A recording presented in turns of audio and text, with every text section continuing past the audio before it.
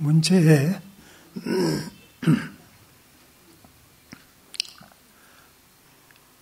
ತಿರುವರ್ತಕರಣ ಇದು ಎಲ್ಲ ಹೇಳಿ ಜಗತ್ತಿನ ಮೂಲ, ಅದು ಜಗತ್ತಿನ ಮೂಲ ಕಾರಣ ಅಂತ ತೋರಿಸಿದ್ದಾಯಿತು. ತೋರಿಸಿದ್ದಾದಮೇಲೆ ಆ ಮೂಲ ಕಾರಣವಾಗಿರೋ ಬ್ರಹ್ಮವೇ ನೀನು ಅಂತ ಹೇಳ್ತು. ಇಲ್ಲಿ ನೀನು ಅಂದ್ರೆ ಯಾರು? ಸಾಧಾರಣವಾಗಿ ಇಲ್ಲೇ ಎಲ್ಲರೂ ತಪ್ಪಿ ಕನ್ಫ್ಯೂಸ್ ಆಗಿಬಿಟ್ಟು ಎಲ್ಲೆಲ್ಲೋ ಹೋಗ್ಬಿಟ್ರು. ನೀನು ಅಂದರೆ ಈ ಬಹಿಷ್ಪ್ರಜ್ಞೆ ಅಂತೆಲ್ಲ ಅವನಲ್ಲ. ಬಹಿಷ್ಪ್ರಜ್ಞಾ ಅನ್ನೋ ಮಿಥ್ಯಾಜ್ಞಾನ, ಹೌದು ತಾನೆ? ಬಹಿಷ್ಪ್ರಜ್ಞಾ ಅನ್ನೋನು ನಿಜವಾಗ್ಲೂ ಇಲ್ಲ. ಸುಮ್ಮನೆ ಯಾರನ್ನೋ ನಾನು ಬಹಿಷ್ಪ್ರಜ್ಞೆ ಅಂತ ತಿಳ್ಕೊಂಡಿದ್ದೀನಿ ಅಷ್ಟೇ. ಗೊತ್ತಾಗ್ತಾ ಇದ್ದೇನೆ ಹೇಳೋದು? ಅರ್ಥ ಆಗ್ತಾ ಇದೆಯಾ? ನೋಡಿ, ನಿಜವಾದ ನಾನು ಯಾರು ಅಂದರೆ ಸುಷುಪ್ತಿಯಲ್ಲಿರೋನು. ನನ್ನನ್ನು ನಾನೇ ಬಹಿಷ್ಪ್ರಜ್ಞಾ ಅಂತ ತಿಳ್ಕೊಂಡಿದ್ದೀನಿ. ತಪ್ಪಲ್ವೇ? ಬಹಿಷ್ಪ್ರಜ್ಞಾ ಅಂದ್ರೇನು? ಈ ಶರೀರಕ್ಕೆ ಸೀಮಿತವಾಗಿರೋನು, ಹೊರಗಡೆ ಇರೋ ವಸ್ತುಗಳು ನೋಡ್ತಾ ಇರೋನು, ಇದು ತಾನೇ ಬಹಿಷ್ಪ್ರಜ್ಞಾ ಅಂದರೆ. ನಾನು ಸೀಮಿತವಾಗೇ ಇಲ್ಲ. ಅಲ್ಲಿ ಹಾಗೆ ಸೀಮಿತವಾಗಿದ್ದೇನೆ ಅಲ್ಲಿ ಇಲ್ವಲ್ಲ. ಅದರಿಂದ ಬಹಿಷ್ಪ್ರಜ್ಞಾ ಅನ್ನೋದು ಮಿಥ್ಯಾಜ್ಞಾನ, ಅಂತಃಪ್ರಜ್ಞಾ ಅನ್ನೋದು ಮಿಥ್ಯಾಜ್ಞಾನ. ನಿಜವಾದ ನಾನು ಜ್ಞಾತ ಅಲ್ಲ ಇದ್ದೀನಿ. ಈ ಜ್ಞಾತ ಇದಾನಲ್ಲ ಅವನೇ ಬ್ರಹ್ಮ ಅಂತ ಹೇಳ್ತಾರೆ. ನಾನ್ಯೋತೋಸ್ತಿ ದೃಷ್ಟ, ನಾನ್ಯೋತೋಸ್ತಿ ಶ್ರೋತ, ನಾನ್ಯೋತೋಸ್ತಿ ಮಂತ, ನಾನ್ಯೋತೋಸ್ತಿ ವಿಜ್ಞಾತ. ಈ ಬ್ರಹ್ಮಕ್ಕಿಂತ ಬೇರೆಯಾಗಿರ್ತಕ್ಕಂಥವನು ಇನ್ನೊಬ್ಬ ಜ್ಞಾತ ಅಂತ ಇಲ್ಲ, ಇವನೇ ಅವನು ಅಂತ ಸ್ಪಷ್ಟವಾಗಿ ಹೇಳ್ತಾರೆ. ಅನ್ಯ ಅಸ್ತಿ, ಇದಕ್ಕಿಂತ ದ್ರಷ್ಟ ಶ್ರೋತ ಮಂತ ವಿಜ್ಞಾತ. ಆದ್ದರಿಂದ ಅದನ್ನೇ ನೀನು ಅಂತ ತಿಳ್ಕೊಂತ. ಅದನ್ನೇನು ಅಂತ ತಿಳ್ಕೊ ಅಂತ ಹೇಳಿದ್ರೆ ಏನೋ ಸ್ವಲ್ಪ ಅರ್ಥವಾಗಲ್ಲ ಅನ್ನೋ ಹಾಗಿಲ್ಲ. ಯಾಕೆಂದರೆ ಅಲ್ಲಿ ನಿರ್ದೋಷವಾಗಿರೋ ಆನಂದ ಇದೆ. ಹುಟ್ಟಿ ಸಾಯಂಥದ್ದು ಏನೂ ಇಲ್ವೇ ಇಲ್ಲ ಅಲ್ಲಿ ಅಲ್ವಾ? ಅನಂತವಾಗಿ ವ್ಯಾಪಿಸಿದೆ. ಒಂದೇ ಒಂದಿದೆ. ನಾವೆಲ್ಲ ಒಂದೇ ತಾನೆ? ಸುಷುಪ್ತಿಯಲ್ಲಿ ಹೋದ್ರೆ ನಾವೆಲ್ಲ ಒಂದೇ ತಾನೆ? ಆದ್ದರಿಂದ ಅದನ್ನು ಕುರಿತು ಹೇಳ್ತಾ ಇರೋದು ಬ್ರಹ್ಮ ಅಂತ. ಇದು ಸ್ಪಷ್ಟವಾಗದೇ ಇರೋದ್ರಿಂದ ತುಂಬ ಕಷ್ಟವಾಗಿದೆ ಅರ್ಥ ಮಾಡ್ಕೊಳ್ಳೋದು. ತತ್ವಮಸಿ ಅಂತ ಏನು ಅರ್ಥವೇ ಇಲ್ವಲ್ಲ ಅದಕ್ಕೆ ಅಂತ ಅನಿಸುತ್ತೆ. ಗೊತ್ತಾಯ್ತಾ? ಹೇಳಿ ಅಲ್ಲಿಗೆ ಈ ಶರೀರದ ಒಳಗಡೆ ಇರತಕ್ಕಂಥ ನಾನು, ಈ ನಾನು ನಿಜವಾಗಲೂ ನಾನದೇ ಅಂತ ಹೇಳಿದ್ದಾದಮೇಲೆ ಬೇಕಾದಷ್ಟು ಸಂಶಯಗಳು ಬಂತು. ಒಂದೊಂದು ಸಂಶಯ ಕೇಳಿದಾಗಲೂ ತಂದೆ ಉತ್ತರ ಕೊಡ್ತಾ ಬಂದ. 9 ಸಲ ಹೇಳ್ದ. ಕೊನೆಯಲ್ಲಿ ನೋಡಪ್ಪ, ಹೇಗೆಂದರೆ ಇಲ್ಲಿ ಈ ದೇಹದಲ್ಲಿ ಒಳಗಡೆನೇ ಇದ್ದುಕೊಂಡು ಅತ್ಯಂತ ಸೂಕ್ಷ್ಮವಾಗಿದ್ದಾನಲ್ಲ ಇವನು, ಅತ್ಯಂತ ಸೂಕ್ಷ್ಮವಾಗಿರೋ ಇವನೇ ಬ್ರಹ್ಮ ಅಂತ ತಿಳ್ಕೋ. ಅದನ್ನು ಹೇಗೆ ತಿಳ್ಕೊಳ್ಳೋದು? ಒಂದೇ ಒಂದು ದಾರಿ ಏನಪ್ಪ ಅಂದರೆ ಶ್ರುತಿ ಮುಖಾಂತರ, ಆಚಾರ್ಯನ ಮುಖಾಂತರ ತಿಳ್ಕೊಳ್ಬೇಕು. ಹಾಗೆ ದೃಷ್ಟಾಂತ ಕೊಡ್ತಾರೆ. ಒಬ್ಬನ ಕಳ್ಳರು ಎಲ್ಲ ಕದ್ಬಿಟ್ಟು ಕಣ್ಣು ಕಟ್ಬಿಟ್ಟು ಕೈ ಕಟ್ಬಿಟ್ಟಿದ್ದಾರೆ. ಅವನು ಎಲ್ಲೋ ಅಡ್ಡಾಡ್ಕೊಂಡು ಬಂದು ಆಮೇಲೆ ಕಿರ್ಚ್ಕೊಂಡ. ಅಯ್ಯೋ ಹೀಗಾಗ್ಬಿಟ್ಟಿದೆ, ಯಾರಾದರೂ ಸಹಾಯ ಅಂತ ಕೇಳ್ದ. ಯಾರೋ ಒಬ್ಬ ಕರುಣಾಶಾಲಿ ಬಂದು ಎಲ್ಲ ತೆಗೆದ ಆಮೇಲೆ ಹೇಳ್ದ, ಯಾರು ನೀನು ಅಂತ. ನಾನು ಗಂಧಾರ ದೇಶದವನು, ನಾನು ಅಲ್ಲಿಗೆ ಹೋಗಬೇಕು ಅಂತ ಕೇಳ್ದ. ಆಮೇಲೆ ಹೀಗೆ ಹೋಗು ಅಂತ ದಾರಿ ಹೇಳಿದ್ರು. ದಾರಿ ಉದ್ದಕ್ಕೂ ಅದೇನಾ, ಇದೇ ಊರ ಹೀಗೆ ಹೋಗ್ತಾ ಇದೆಯಾ ಅಂತ ಕೇಳ್ಕೊಂಡು ಊರು ತಲುಪ್ಕೊಂಡ. ಗೊತ್ತಾಯ್ತಾ? ಹಾಗೆಯೇ ಇಲ್ಲಿ ಪ್ರಶ್ನೆ ಕೇಳ್ಕೊಂಡು ಸರಿಯಾಗಿ ಅರ್ಥ ಮಾಡ್ಕೋಬೇಕು. ಗೊತ್ತಾಯ್ತಾ?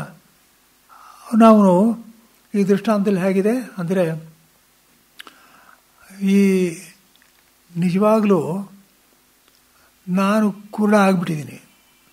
ನಿಜವಾಗ್ಲೂ ನಾನು ಕುರುಡ ಅಲ್ಲ, ಕಣ್ಣು ಕಟ್ಕೊಂಡ್ಬಿಟ್ಟಿದ್ದೀನಿ. ಯಾವುದು ಕಣ್ಣು ಕಟ್ಟಿರೋದು ಅಂದರೆ ಮೋಹವೇ. ಅದರಲ್ಲೂ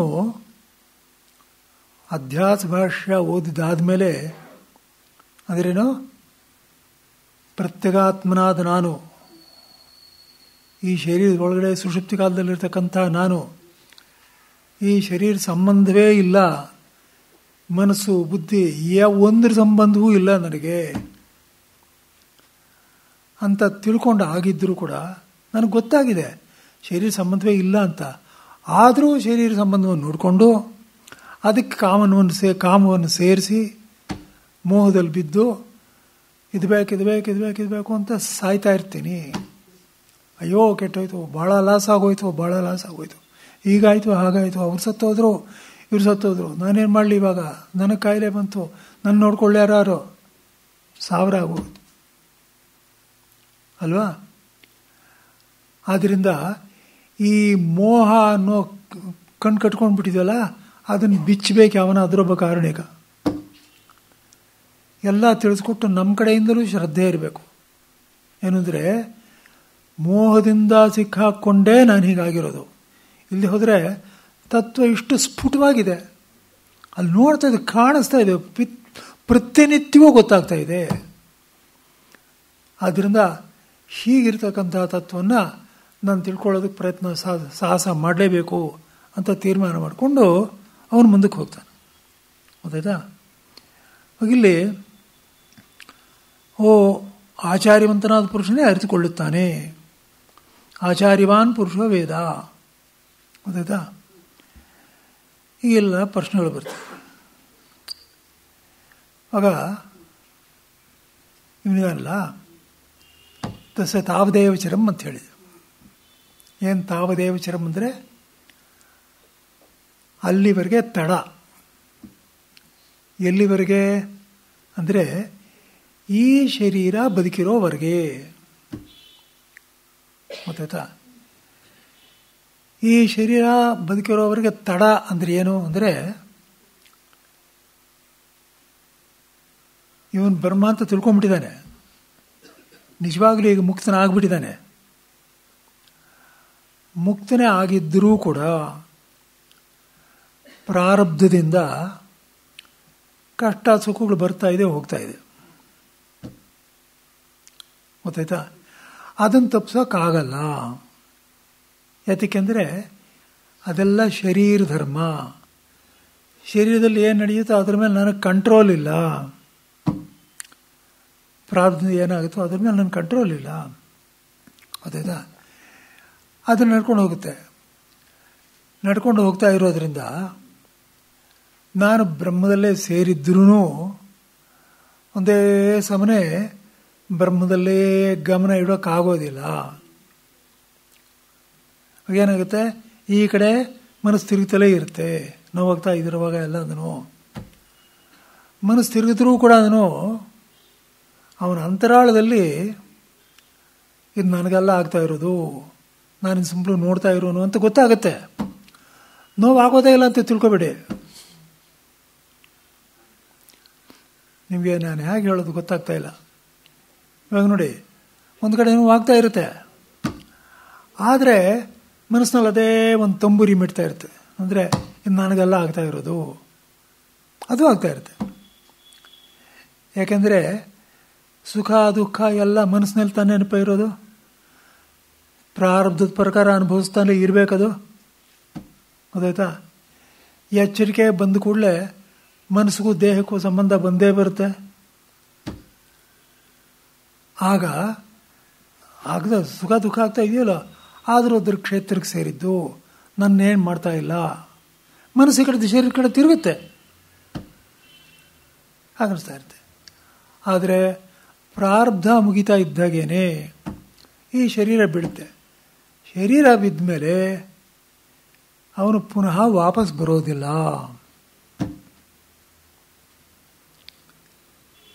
ಇಲ್ಲೇನಪ್ಪ ಹೇಳೋದು ಅಂದರೆ, ಸಾಯೋ ಕರ್ಮ ಜ್ಞಾನಿಗೂ ಒಂದೇ, ಅಜ್ಞಾನಿಗೂ ಒಂದೇ. ಗೊತ್ತಾಯ್ತಾ? ಅಜ್ಞಾನಿಗೂ ಒಂದೇ ಅಂದ್ರೇನು? ಇವಾಗ ವಾಕು ಮನಸ್ಸಿನಲ್ಲಿ ಸೇರಿಕೊಳ್ಳುತ್ತೆ, ಮನಸ್ಸು ಪ್ರಾಣದಲ್ಲಿ ಸೇರಿಕೊಳ್ಳುತ್ತೆ, ಪ್ರಾಣ ತೇಜಸ್ಸಿಂದ ಹೊರಟೋಗುತ್ತೆ ಅಂತ ಹೇಳ್ತಲ್ಲ, ಆ ಕ್ರಮ ಒಂದೇ. ಆದ್ರೂ ದೊಡ್ಡ ವ್ಯತ್ಯಾಸ ಹೊಂದಿದೆ. ಈ ಕ್ರಮ ಒಂದಾದರೂ ಕೂಡ ದೊಡ್ಡ ವ್ಯತ್ಯಾಸ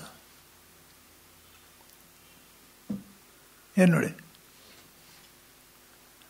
ಅಜ್ಞಾನಿಗೆ ಸಂಚಿತ ಪ್ರಾರಬ್ಧ ಆಯಿತು. ಸಂಚಿತ ಆಗಾಮಿ ಕರ್ಮ. ಸಂಚಿತ ಅಂದರೆ ನಾನು ಅದನ್ನು ಉಪಯೋಗಿಸಿಲ್ಲ, ಸ್ಟಾಕ್ನಲ್ಲಿದೆ, ಒಂದೊಂದು ಜನ್ಮದಲ್ಲೂ ಮಿಕ್ಕಿರುತ್ತೆ, ಅದಿದ್ದೇ ಇದೆ, ಒಂದು ಪರ್ವತ. ಆಗಾಮಿ ಅಂದ್ರೇನು? ನಾನು ಈ ಜನ್ಮದಲ್ಲಿ ಮಾಡಿರೋ ಕರ್ಮ. ಎಲ್ಲಿವರೆಗೆ? ಜ್ಞಾನ ಬರೋವರೆಗೆ, ಆತ್ಮಜ್ಞಾನ ಬರೋವರೆಗೆ ಮಾಡಿರೋ ಕರ್ಮ. ಅರ್ಥವಾಗ್ತಾ ಇದೆಯಾ? ಆತ್ಮಜ್ಞಾನ ಬರೋವರೆಗೆ ಪುಣ್ಯ ಪಾಪ ಎರಡೂ ಮಾಡೇ ಮಾಡ್ತಾರೆ. ಗೊತ್ತಾಯ್ತಾ? ಅದು ಜರುಗದಲ್ಲೇ ಇರುತ್ತೆ. ಅವೆರಡು ಕರ್ಮಗಳು ಇದೆ ನೋಡಿ. ಆ ಎರಡು ಕರ್ಮಗಳು ಅಜ್ಞಾನಿಗೂ ಸಮಾನ, ಇವನಿಗೂ ಸಮಾನ. ಅಜ್ಞಾನಿ ವಿಷಯದಲ್ಲಿ ಏನಾಗುತ್ತೆ ಅಂದರೆ, ವಾಕು ಮನಸ್ಸು ಪ್ರಾಣ ಕರ್ಮಕ್ಕೆ ಅನುಗುಣವಾಗಿ, ಅದು ಈಶ್ವರ ಮಾಡೋದು, ಯಾವ ಕರ್ಮ ತಗೋಬೇಕು ಅಂತ ಅದಕ್ಕೆ ಅನುಗುಣವಾಗಿ ವೃತ್ತಿಗಳನ್ನು ಪಡ್ಕೊಳ್ಳುತ್ತೆ. ಈ ವೃತ್ತಿ ಅನ್ನೋದು ಯಾವುದು? ಮುಂದೆ ಸ್ವರ್ಗ ನರಕಗಳನ್ನು ಅನುಭವಿಸ್ಬೇಕಾದ್ದು ಮತ್ತು ಮುಂದಿನ ಜನ್ಮಗಳನ್ನು ಅನುಭವಿಸ್ಬೇಕಾದ್ದು. ಇಷ್ಟು ಇದೆ ಅದರಲ್ಲಿ. ವೃತ್ತಿಗಳನ್ನು ಪಡ್ಕೊಂಡು ಮುಂದಕ್ಕೆ ಹೋಗುತ್ತೆ. ಆದರೆ ಜ್ಞಾನಿ ವಿಷಯದಲ್ಲಿ ವೃತ್ತಿಗಳನ್ನು ಪಡ್ಕೊಳ್ಳೋದಕ್ಕೇನೂ ಇಲ್ಲ.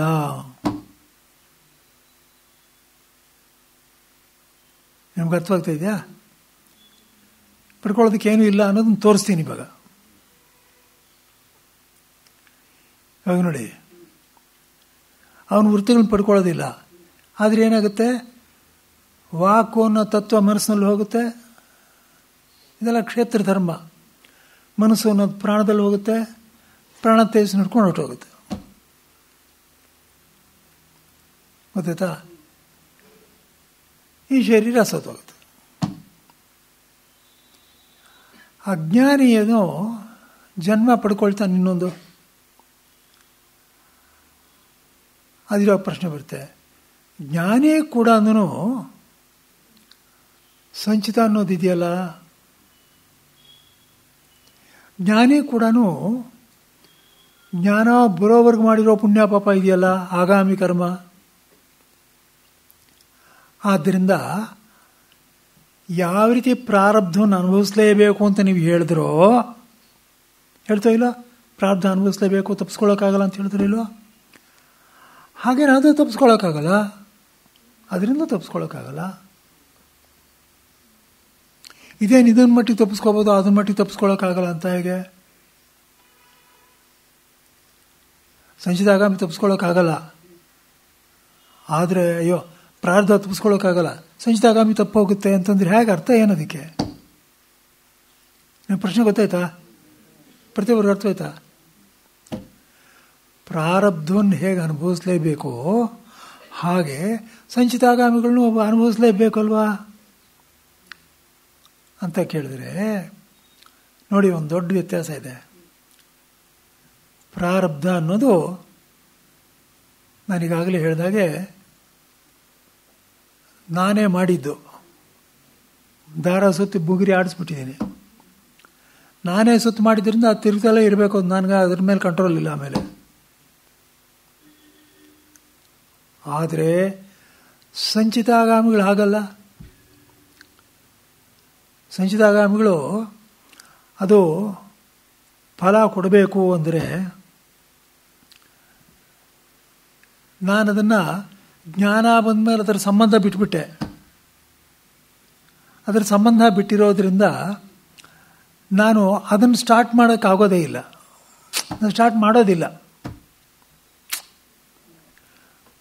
ವೃತ್ತಿಯನ್ನು ಪಡ್ಕೊಳ್ಳೋದು ಯಾವಾಗ? ನಾನು ಅಂತ ಇರಬೇಕು. ಇದು ಹೇಗೆ ಅಂದರೆ, ಈ ವಾಕು ಮನಸ್ಸು ಪ್ರಾಣ ಅನ್ನೋದೆಲ್ಲ ಒಂಥರ ಬೂಂದಿ, ಗೊತ್ತಾಯ್ತಾ? ನಾನು ಮಾಡ್ತಾ ಇದ್ದೀನಿ ಅಂತ ಬಂದಾಗ ಅದು ಪಾಕ, ಉಂಡೆ ಕಟ್ಟೋಕ್ಕಾಗುತ್ತೆ. ಅದೇ ವೃತ್ತಿಗಳಾಗೋದು. ನಿಮಗೆ ದೃಷ್ಟಾಂತ ಅರ್ಥವಾಯ್ತಾ? ಮನಸ್ಸು ಅನ್ನೋದು ಸುಮ್ಮನೆ ಬೂಂದಿ ಥರ, ಅದು ಫ್ರೀ ಇದೆ. ನಾನು ಮಾಡಿದೆ ಅಂದ್ರೆ ಬರುತ್ತೆ. ಏನು ಎಲ್ಲ ಕಡೆನೂ ಅಷ್ಟೇ, ಇಲ್ಲೇ ಏನಲ್ಲ. ನೀವು ಯಾವುದೇ ಕರ್ಮ ನಾನು ಮಾಡಿಲ್ಲ ಅಂದರೆ ಯಾರೂ ಏನು ಮಾಡೋಕ್ಕಾಗಲ್ಲ. ನನಗೂ ಅದಕ್ಕೂ ಸಂಬಂಧವಿಲ್ಲ ಅಂದರೆ ಏನು ಮಾಡೋಕ್ಕಾಗಲ್ಲ. ಉದಾಹರಣೆಗೆ ಶಾಸ್ತ್ರದಲ್ಲಿ ಹೇಳುತ್ತೆ, ಒಂದು ದೊಡ್ಡ ಯಜ್ಞ. ಆ ದೊಡ್ಡ ಯಜ್ಞ ಮಾಡ್ತಾ ಇರುವಾಗ ಮಧ್ಯದಲ್ಲಿ ಮಾಡ್ತಾ ಇರೋ ನನಗೆ ಅನ್ನಿಸ್ಬಿಟ್ಟಿದೆ, ಏನು ನನಗೆ ಇದೆಲ್ಲ ಬೇಡಪ್ಪ, ಈ ಫಲವೂ ಬೇಡ, ಏನೂ ಬೇಡ ಅನಿಸ್ಬಿಟ್ಟಿದೆ. ಗೊತ್ತಾಯ್ತಾ? ಆದ್ರೂ ಶುರು ಮಾಡಿದ್ದಾಯಿತು, ಇವ್ರಿಗೆಲ್ಲ ದಾನಗಳು ಅದು ಇದು ಕೊಡಬೇಕು, ಕೊಟ್ಟು ಸಾಕಾಗ್ತೀನಿ, ನನಗೆ ಈ ಫಲವೂ ಬೇಡ, ಏನು ಬೇಡ ಅಂತ ಬಂದ್ಬಿಡ್ತು ಮನಸ್ಸಿನಲ್ಲಿ. ಬಂದುಬಿಟ್ರೆ ಅವನು ಯಜ್ಞ ಪೂರ್ತಿ ಮಾಡಿದ್ರೂ ಅದಕ್ಕೆ ಫಲ ಇಲ್ಲ.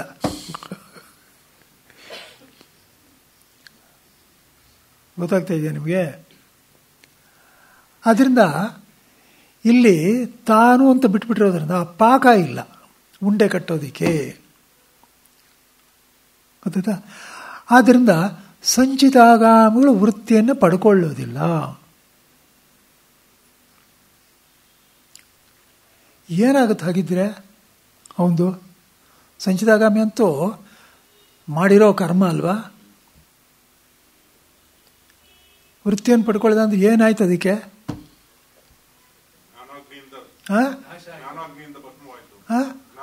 ಜ್ಞಾನಾಗ್ನಿಯಿಂದ ಭಸ್ಮ ಆಯಿತು. ಗೊತ್ತಾಗ್ತಾ ಇದೆ ನಿಮಗೆ? ಜ್ಞಾನಾಗ್ನಿಯಿಂದ ಭಸ್ಮ ಆಯಿತು ಅಂದರೆ, ನಾನು ಸಂಬಂಧನೇ ಬಿಟ್ಬಿಟ್ಟೆ ಅಂತ ಹೇಳಿದ್ಮೇಲೆ, ನಾನು ಬ್ರಹ್ಮವೇ, ನನಗೂ ಇದಕ್ಕೂ ಯಾವ ಸಂಬಂಧವೂ ಇಲ್ಲ ಅಂತ ಹೇಳಿದ್ಮೇಲೆ ಬ್ರಹ್ಮವಾಗಿ ನಾನು ಅದನ್ನು ಹೇಳ್ಕೊಂಡ್ಬಿಟ್ಟಿದ್ದೆ ನೋಡಿ. ಇವಾಗ ಏನು ಕರ್ಮ ಆಗಬೇಕಾದ್ರೂ ಆ ಬ್ರಹ್ಮಶಕ್ತಿ ಇಲ್ಲಿ ಕೆಲಸ ಮಾಡ್ತಾ ಇರಬೇಕು, ಮತ್ತು ಅದು ನಾನು ಅಂತ ಇರಬೇಕು.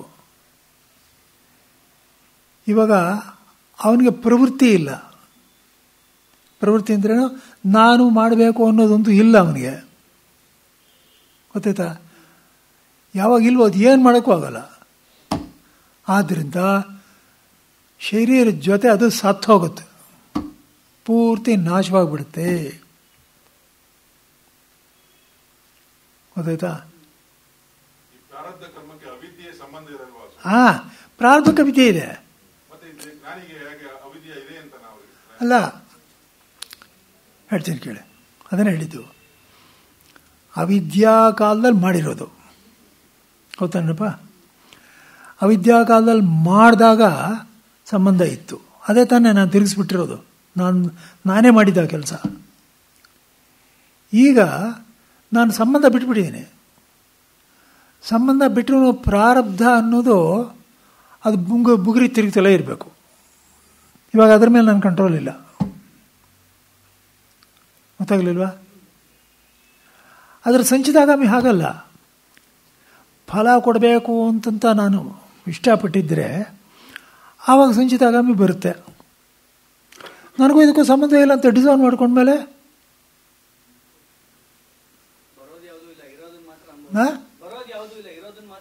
ಇರೋದು ಮಾತ್ರ ಅನುಭವಿಸ್ಬೇಕು.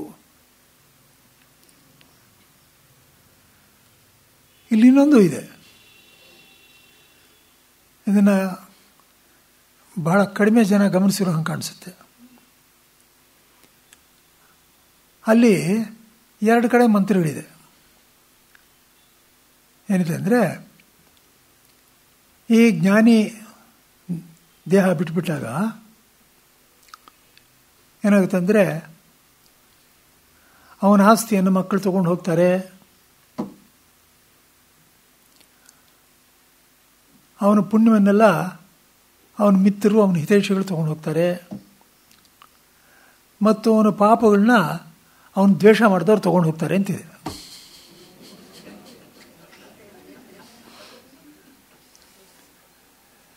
ಗೊತ್ತಾಗ್ತಾ ಇದೆ ನಿಮಗೆ? ಇದೇನಿದೆ, ಇಲ್ಲಿ ಭಸ್ಮ ಆಗಿಬಿಡುತ್ತೆ ಅಂತ ಹೇಳಿದ್ರೆ, ಅಲ್ಲಿ ಏನಾದ್ರು ತೊಗೊಂಡು ಹೋಗ್ತಾ ಇದ್ದಾರೆ ಅಂತ ಹೇಳಿದ್ರೆ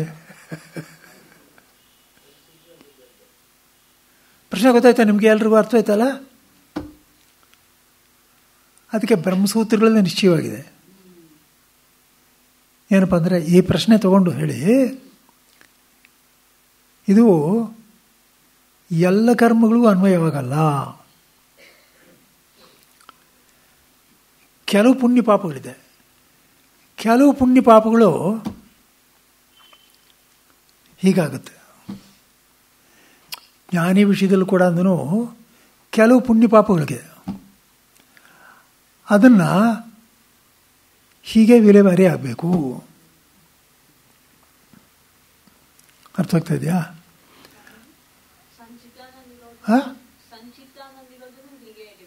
ಹೌದು, ಸಂಚಿತಕ್ಕೂ ಆಗಾಮಿಗೂ ಎಲ್ಲದಕ್ಕೂ ಇದೆ. ಗೊತ್ತಾಯ್ತಾ? ಆದ್ದರಿಂದಲೇ ಏನಪ್ಪ ಅಂದರೆ ಪ್ರಶ್ನೆ, ಜ್ಞಾನಿಗಳ ಹತ್ರ ನಾವು ವ್ಯವಹಾರ ಮಾಡುವಾಗ ಎಚ್ಚರಿಕೆಯಿಂದ ಇರಬೇಕು. ಗೊತ್ತಾಯ್ತಾ? ಏನೋ ಮಾಡಿಕೊಂಡು ಬೇರೆಯವ್ರ ಹತ್ರ ಸುಮ್ಮನೆ ವ್ಯವಹಾರ ಮಾಡಿದಾಗ ಮಾಡೋಕ್ಕಾಗಲ್ಲ. ಅಕಸ್ಮಾತ್ ಅವನು ಏನೋ ಒಂದು ಮಾಡ್ದ, ಅದರಿಂದ ನಮಗೆ ಅಸಮಾಧಾನ ಆಯಿತು ಅಂದರೂ ಕೂಡ ಸುಮ್ಮನೆ ಅಲ್ಲಿಂದ ದೂರ ಹೊರಟೋಗೋದು ವಾಸಿ. ಏನು ಪ್ರತಿಕ್ರಿಯೆ ತೋರಿಸಬಾರ್ದು. ಗೊತ್ತಾಯ್ತಲ್ವಾ? ಯಾಕೆಂದರೆ ಅವನಿಗೆ ದ್ವೇಷ ಬುದ್ಧಿ ಏನಿಲ್ಲ. ಏನೋ ಏನೋ ಒಂದು ಮಾತಾಡಿ ಏನೋ ಒಂದು ಆಗಿರುತ್ತೆ ಅಂತ ಇಟ್ಕೊಳ್ಳಿ, ಅದನ್ನು ನಾವು ಮನಸ್ಸಿಟ್ಕೊಳ್ಳದೆ ಸುಮ್ಮನೆ ಉಪೇಕ್ಷೆ ಮಾಡಿ ಹೊರಟೋಗ್ಬಿಡ್ಬೇಕು. ನಾನು ಹೇಳಿದ್ದು ಗೊತ್ತಾಗ್ತಾ ಇದೆಯಾ? ಏನಾಗುತ್ತೆ ಅಂದರೆ, ಜ್ಞಾನಾಗ್ನಿಯಿಂದ ಭಸ್ಮವಾಗಿಬಿಡುತ್ತೆ. ಆದ್ದರಿಂದ ಇವನಿಗೆ ಪುನಃ ಜನ್ಮ ಇಲ್ಲ. ನಸ ಪುನರಾವರ್ತತೆ ಇದು ನಸ ಪುನರಾವರ್ತತೆ ಇತಿ. ಪುನಃ ಆವೃತ್ತಿ ಅನ್ನೋದು ಇಲ್ಲವೇ ಇಲ್ಲ ಇವನಿಗೆ. ಜ್ಞಾನಾಗ್ನಿಯಿಂದ ಭಸ್ಮವಾಗುತ್ತೆ ಅನ್ನೋದಕ್ಕೆ ಅರ್ಥ ಈ ರೀತಿ ಮಾಡುವುದೇನು ಅಂತ. ಜ್ಞಾನ ಆದ ತಕ್ಷಣ ಶರೀರ ಅನ್ನೋದು ಯಾವ ರೀತಿ ಬರುತ್ತೆ? ಕರ್ಮದಿಂದ. ಕರ್ಮದಿಂದ ಶರೀರ, ಶರೀರದಿಂದ ಕರ್ಮ. ಅದೊಂದು ಚೈನ್ ಅದು. ಆದರೆ ಜ್ಞಾನಿ ಅಶರೀರತ್ವ. ಶರೀರನೇ ಇಲ್ಲ ಅಂದಾಗ ಆ ಕರ್ಮ ಅನ್ನೋ ಚೈನ್ ಕಟ್ಟಾಗೋಗುತ್ತೆ. ಅದನ್ನೇ ಜ್ಞಾನಾಗ್ನಿಯಿಂದ ಭಸ್ಮ ಆಗುತ್ತೆ ಅಂತ. ಭಸ್ಮ ಆಗುತ್ತೆ ಅಂದರೆ ನಾಶವಾಗುತ್ತೆ ಅಂತ. ಅಂದರೆ ನಿಜವಾಗ್ಲೂ ಒಂದು ಬೂದಿ ಇರುತ್ತೆ ಆಮೇಲೆ ಅಂತ ಅನ್ನೋ ಅರ್ಥ ಅಲ್ಲಲ್ಲ, ನಾಶವಾಗುತ್ತೆ. ಗೊತ್ತಾಯ್ತಾ? ಅಶ್ಲೇಷ ವಿನಾಶ ಅಂತಾರೆ. ಬದುಕಿರುವವರಿಗೆ ಮೋಕ್ಷ ಇಲ್ಲ ಅಂತ. ಬದುಕಿರುವವರಿಗೆ ಮೋಕ್ಷ ಇಲ್ಲ ಅಂತ ಹೇಳಿ. ಯಾರಿಗೆ? ಬದುಕಿರುವವರಿಗೆ ಬದುಕು.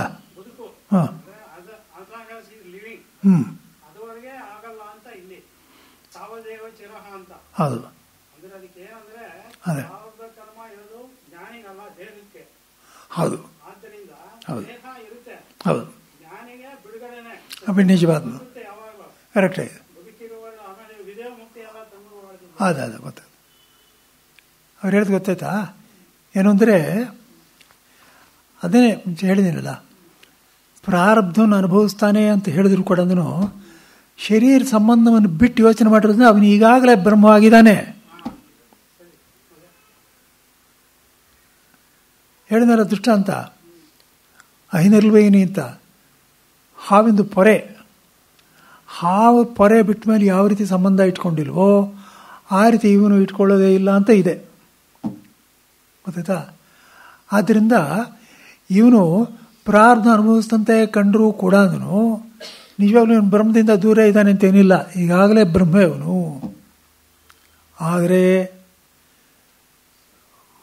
ಬೇರೆಯವ್ರಿಗೂ ವ್ಯತ್ಯಾಸ ಏನು ಅದನ್ನು ಹಿಡಿದು ಹೇಳ್ತಾ ಇದೆ. ಶರೀರ ಬಿದ್ದ ಅವನು ಪುನಃ ವಾಪಸ್ ಬರಲ್ಲ, ಇವನು ವಾಪಸ್ ಬರ್ತಾನೆ. ಶರೀರ ಇದ್ದಾಗಲೂ ಬೇರೆಯವರ ದೃಷ್ಟಿಗೆ ಅವನು ಪ್ರಾರಬ್ಧ ಅನುಭವಿಸ್ತಾ ಇದ್ದಾನೆ ಅಂತ. ಹೌದು, ಅವನ ದೃಷ್ಟಿಗೆ ಹೌದು, ಕರೆಕ್ಟ್ ಇದು.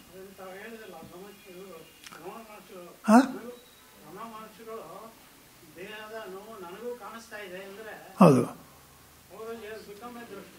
ಅಷ್ಟೇ ಅಷ್ಟೇ, ಗೊತ್ತಾಯ್ತಲ್ವಾ? ಯಾಕೆಂದರೆ ನೀವು ನೋಡಿ, ಇವಾಗ ನಿಜವಾಗ್ಲೂ ನೀವೇ ನೋಡಿ, ಇದೇನೋ ಸುಮ್ಮನೆ ಏನೋ ರಂಗ್ ಮಾತಾಡ್ತಾರೆ ಅಂತ ತಿಳ್ಕೊಬೇಡಿ. ಇವಾಗ ನೀವೇ ನೋಡಿ,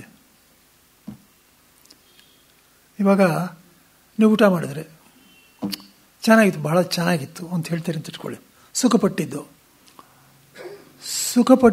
ಅನ್ನುವಾಗ ಆ ಕೊನೆಯಲ್ಲಿರೋ ಅನುಭವ ಇದೆಯಲ್ಲ, ಆ ಸುಖಪಟ್ಟಿದ್ದು ಅನ್ನೋದು ಅದು ಯಾರ ಅನುಭವ ಹೇಳಿ? ವಿಚಾರ ಮಾಡಿ ನೋಡಿ. ನಾನು ಪ್ರಶ್ನೆ ಅರ್ಥ ಮಾಡ್ಕೊಳ್ಳಿ. ಇವಾಗ ನನಗೇನೋ ನನಗೆ ಬೇಕಾದ್ದು ದೋಸೆ ಅದು ಇದು ತಿಂದೆ, ನನಗೆ ಬೇರೆ ಸರಿ ಬೀಳಲ್ಲ. ಇನ್ನೊಬ್ಬರು ಜಾಮೂನು ಅದು ಇದು ತಿಂದರು, ಅವ್ರಿಗೆ ಅದು ಸರಿ ಬೀಳುತ್ತೆ, ಅವ್ರಿಗೆ ಇದು ಸರಿ ಬೀಳಲ್ಲ. ಗೊತ್ತಾಯ್ತಾ? ಅಲ್ಲಿಗೆ ಆನಂದಗಳಲ್ಲೆಲ್ಲನೂ ವ್ಯತ್ಯಾಸ ಇದೆ. ಒಬ್ಬರಿಗಾಗುತ್ತೆ, ಇನ್ನೊಬ್ಬರಿಗೆ ಬಿಡ್ತಾರೆ. ಆದರೆ ಅವನು ಸುಖವಾಗಿದೆ, ಭಾಳ ಚೆನ್ನಾಗಿತ್ತು, ಆನಂದಪಟ್ಟೆಯಿಂದ, ಇವನು ಆನಂದಪಟ್ಟೆಯಿಂದ. ಈ ಆನಂದದಲ್ಲಿ ವ್ಯತ್ಯಾಸ ಇಲ್ಲ. ಅರ್ಥ ಆಗ್ತಾ ಇದೆಯಾ ನಿಮ್ಗೇನೋ ಹೇಳಿದ್ದು? ಇವಾಗ ಅಲ್ಲಿಗೆ ಪ್ರತಿಯೊಬ್ಬನೂ ವ್ಯತ್ಯಾಸವಿಲ್ಲದೆ ಇರೋ ಆನಂದವನ್ನೇ ಅನುಭವಿಸ್ತಾ ಇದ್ದಾನೆ ಅಂತ ಆಯಿತು. ಫಾಲೋ ಮಾಡ್ತಾ ಇದ್ದೀರಾ? ಗೊತ್ತಾಗ್ಲಿಲ್ವಾ?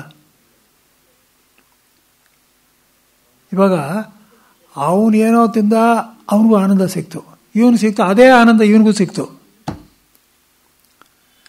ಎರಡು ಆನಂದಗಳು, ವಿಶೇಷ ಆನಂದಗಳು ವ್ಯತ್ಯಾಸ ಇದೆ. ಅಲ್ಲ, ಆಬ್ಜೆಕ್ಟ್ ಸಬ್ಜೆಕ್ಟ್ ಅನ್ನೋದಕ್ಕಿಂತಲೂ ಹಾಗೂ ಇಟ್ಕೊಳ್ಳಿ, ಅದೊಂಥರ ವಿಶೇಷವಾದ ಆನಂದ, ಇದಿನ್ನೊಂಥರ ವಿಶೇಷವಾದ ಆನಂದ. ಹೌದಾನೆ? ಇವಾಗ ನಾವು ಅನುಭವಿಸಿದ್ದು ಬರೀ ಆನಂದ ತಾನೆ. ಈ ವಿಶೇಷ ಆನಂದ ಅನ್ನೋದು ಮನಸ್ಸಿನಲ್ಲಿದೆ.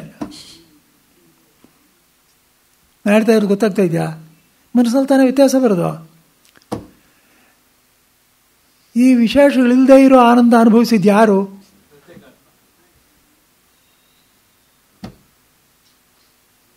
ನಿಮ್ಗೆ ಗೊತ್ತಾಗ್ಲಿಲ್ವಾ?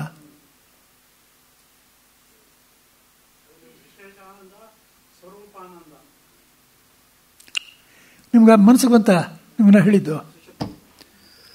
ಅಂದರೆ ಆನಂದ ಅಂತ ಬಂದ ಕೂಡಲೇ, ನಿರ್ವಿಶೇಷವಾಗಿರ್ತಕ್ಕಂಥ ಆನಂದ ಅಂತ ಬಂದ ಕೂಡಲೇ ಅದನ್ನು ಪ್ರತ್ಯೇಗಾತ್ಮನೇ ಅನುಭವಿಸೋದು. ನಮ್ಮಲ್ಲೂ ಅಷ್ಟೇ. ಇವಾಗ ನಾವು ಮಾಡ್ತಾ ಇರೋದು ಅದನ್ನೇ.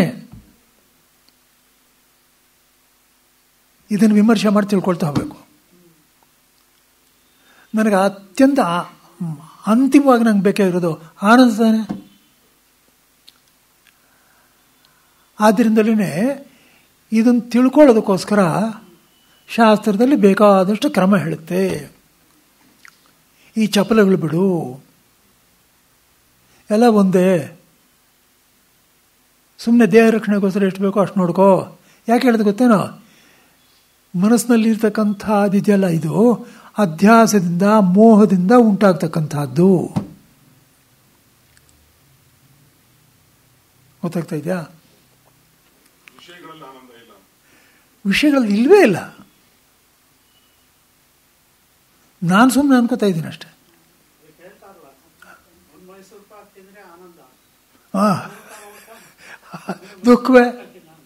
ದುಃಖವೇ ಅಲ್ವಾ? ಗೊತ್ತಾಯ್ತಾ? ಆದ್ದರಿಂದ ನಾನು ಆ ವಿಶೇಷ ಆನಂದದ ಬಗ್ಗೆನೇ ಗಮನ ಕೊಡ್ತಾ ಇದ್ದರೆ ಆವಾಗ ಇದೆಲ್ಲನೂ ಗೌಣವಾಗುತ್ತೆ. ಅಯ್ಯೋ ಯಾವುದೋ ಒಂದು ಆಯ್ತು ಬಿಡು ಅಂತ ಇರ್ತಾರೆ. ಗೊತ್ತಾಯ್ತಲ್ಲ? ನೋಡಿ, ಮೋಕ್ಷ ಸಾಧನೆ ಅಂದರೆ eternal vigilance the price of freedom ಅಂತ ನೀವು ಕೇಳಿರಬೇಕು. ಹಾಗೆ ಯಾವಾಗಲೂ ಅಲರ್ಟಾಗಿರಬೇಕು. ಆ ಥರ ಒಂದು ಬಂದ ಕೂಡಲೇ ಅದನ್ನು ತಪ್ಪಿಸ್ತಾ ಇರಬೇಕು. ಇದಲ್ಲ, ಇದಕ್ಕೋಸ್ಕರ ಅಲ್ಲ ನಾವು ಹುಟ್ಟಿರೋದು. ಇವಾಗ ನೋಡಿ, ದೇವತೆಗಳ ವಿಷಯದಲ್ಲಿ ಹೇಳ್ತಾರೆ. ಇವಾಗ ದೇವತೆಗಳು ಸುಮ್ಮನೆ ನೋಡೋದ್ರಿಂದಲೇ ಆಗೋಗುತ್ತೆ ಅವ್ರ ಸಂತೋಷ, ಗೊತ್ತಾಯ್ತಾ? ದೊಡ್ಡ ದೊಡ್ಡ ಋಷಿಗಳು ಅವರು ಸಂಸಾರ ಮಾಡೋದಿಲ್ಲ, ಸುಮ್ಮನೆ ಸ್ಪರ್ಶ ಮಾಡಿದ್ರೆ ಆಗೋಯ್ತು ಅವ್ರಿಗೆ, ಅದೇ ಆನಂದವೇ ಬರುತ್ತೆ. ಸಾಧಾರಣ ಮನುಷ್ಯರಿಗೇ ಖುದ್ದು ಈ ರೀತಿ ಅನುಭವಿಸ್ಬೇಕು ಅಂತ ಬರೋದು.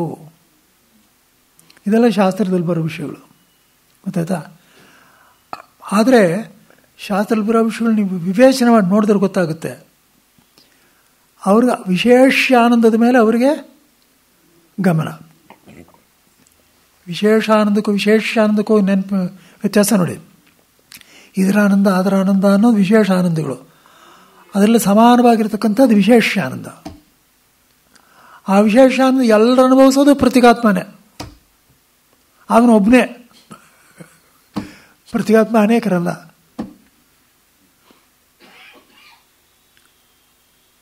ನೀವು ಸ್ವಲ್ಪ ಅಂದಾಜು ಬರ್ತಾ ಇದೆಯಾ?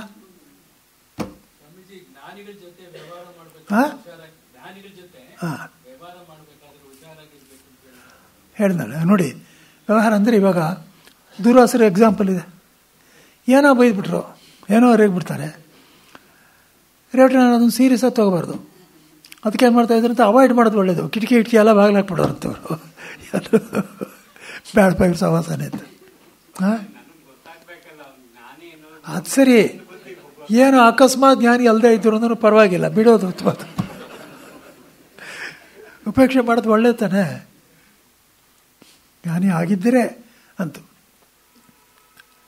ಅದಕ್ಕೋಸ್ಕರನೇ ಎಷ್ಟೋ ಶಾಸ್ತ್ರದಲ್ಲಿ ಅದೇ ಬರೋದು. ಗುರುವಾದವನು ಪರೀಕ್ಷೆ ಮಾಡಿ ಮಾಡಿ ಒದ್ದಾಡಿಸ್ಬಿಡ್ತಾನೆ ಶಿಷ್ಯರನ್ನ, ಉಪವಾಸ ಕೆಡ್ಬಿಡ್ತಾನೆ.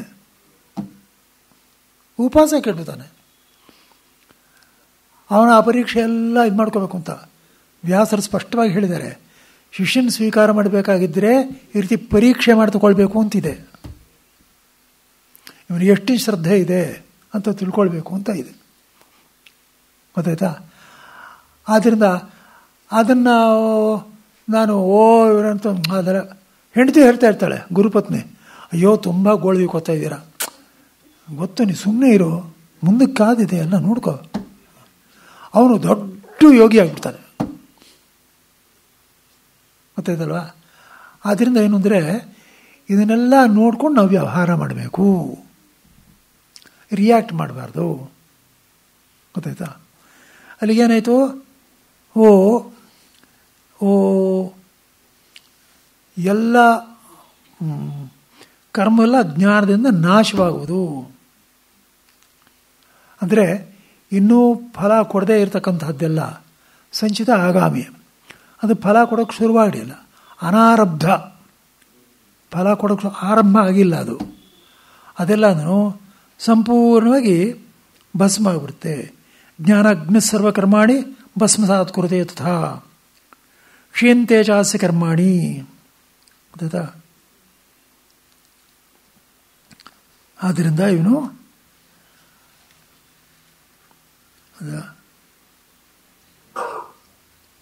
ನೋಡಿ ಇಲ್ಲಿ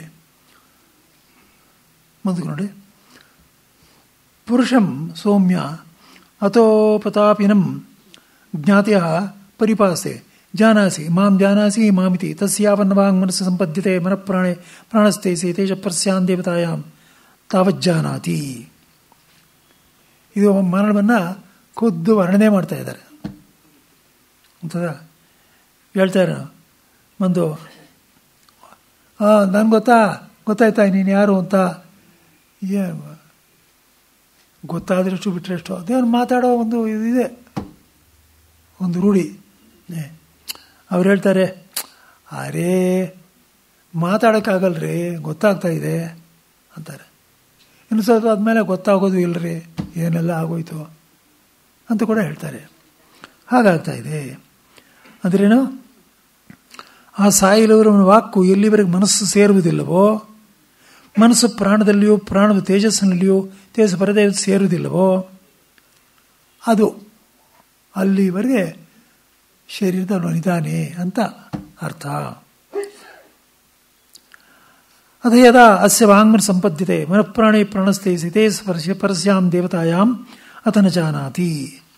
ಆಮೇಲೆ ಸಂಸಾರಿಗೆ ಯಾವುದು ಮರಣಕ್ರಮವೋ ಆ ಇದೇ ಜ್ಞಾನಿಗೂ ಸತ್ಸಂಪತ್ತಿ ಕರ್ಮವು. ವ್ಯತ್ಯಾಸ ಇಲ್ಲ. ವ್ಯತ್ಯಾಸ ಇಲ್ಲ ನಾನು ಹೇಳಿದ್ದೀನಿ ನೋಡಿ. ವೃತ್ತಿ ಉಂಟಾಗೋದಿಲ್ಲ, ಅದು ವ್ಯತ್ಯಾಸ ಇದೆ. ಆದರೆ ಮನಸ್ಸು ಹೋಗೋ ಕ್ರಮ ಎಲ್ಲ ಒಂದೇ. ತೇಜಸ್ಸು ಪರದೇವತೆಯಲ್ಲಿ ಸಂಪನ್ನವಾಗಲು ಆಗ ಅವನಿಗೆ ಅರಿವಿರುವುದಿಲ್ಲ.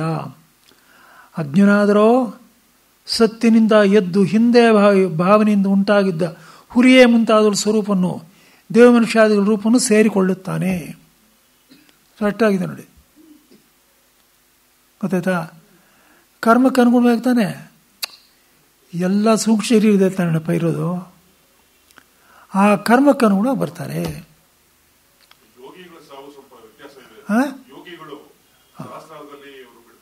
ಅದು ನಿಜ ನೋಡಿ. ಯೋಗಿಗಳಿಗೆ ಅಂದರೆ ಯೋಗ ಸಿದ್ಧಿಯನ್ನು ಪಡ್ಕೊಂಡಿರೋರಿಗೆ ಅವರು ಮೇಲಿನ ದ್ವಾರದಿಂದಲೇ ಹೋಗುತ್ತೆ. ಗೊತ್ತಾಯ್ತಾ?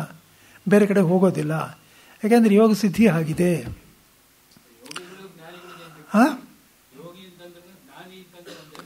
ಅಂದರೆ ಯೋಗಿಗಳು ಜ್ಞಾನಿಗಳಾಗಿರಬೇಕು ಅಂತೇನಿಲ್ಲ.